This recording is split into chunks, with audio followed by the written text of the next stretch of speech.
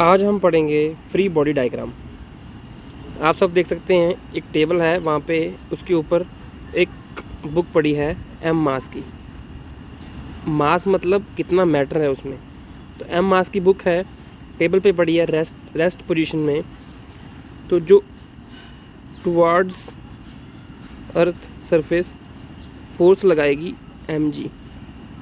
M G is also called weight, इसको weight कहते हैं। एम जी फोर्स लगाएगी नीचे टेबल के ऊपर। तो Newton's third law of motion जो कहता है every action has equal and opposite reaction. तो टेबल भी इस पे फोर्स लगाएगा।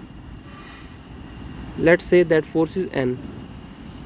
तो ये अभी हमें पता है कि बुक रेस्ट में है, तो ये दोनों फोर्सेस बैलेंस कर रही हैं एक दूसरे को। तो एन इज इक्वल्स टू हो जाएगा M G. N is equals to M G. इस पे यही फोर्सेस लग रही हैं, तो इसकी फ्री बॉडी डायग्राम में सिर्फ यही दो फोर्सेस आएंगी और ये दोनों फोर्सेस एक दूसरे को बैलेंस कर रही हैं। तो आगे चलते हैं नेक्स्ट कंसेप्ट पे। अगर एक छोटू बच्चा है, वो पढ़ना नहीं चाहता, वो चाहता है कि वो इस बुक को नीचे फेंकेगा। उसने यहाँ से अपने छोटे छोटे हाथों से फोर्स लगाई, एफ फोर्स लगाई उसने। लेकिन क्या हुआ, ये बुक, वो चाहता है कि ये बुक को नीचे गिरा दूँ टेबल से, क्योंकि उसको पढ़ना नहीं है। लेकिन उसने फोर्स लगाई, ये बुक आगे नहीं जा रही है, यहीं का यहीं है। तो इसको कौन रोक रहा है? इसे रोक रही है फ्रिक्शनल फोर्स, फ्रिक्शन फोर्स। ठीक है, तो इसे फ्रिक्शन फोर्स रोक रही है नीचे गिरने से। लेकिन अगर छोटू ने सोचा कि अपने बड़े भाई को बुला के लाता हूँ और इस बुक को नीचे फेंकता हूँ, बड़ा भाई आया, उसने फोर्स लगाई F1, तो ये बुक नीचे चली गई और नीचे गिर गई। तो क्या हुआ होगा, जो छोटू की फोर्स थी F, वो थी फ्रिक्शनल फोर्स से कम।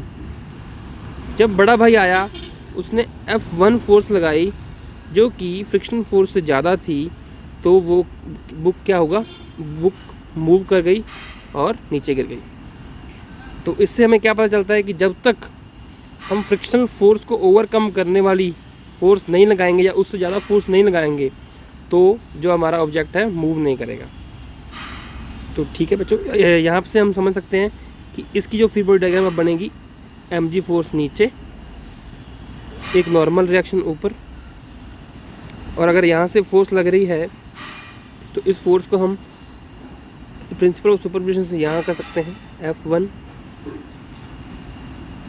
और अगर हमें ये एंगल पता है तो हम ये F cos थीटा और F sin थीटा, ये सारी फोर्सेस कंसिडर कर सकते हैं। अब मुझे आप एक चीज़ बताओ कि अगर मान लीजिए ये एक टेबल है, इस पे पड़ा है एक डब्बा, स्क्वायर शेप का डब्बा है वो पड़ा है, और एक टेबल है, इसके ऊपर पड़ी है बॉल।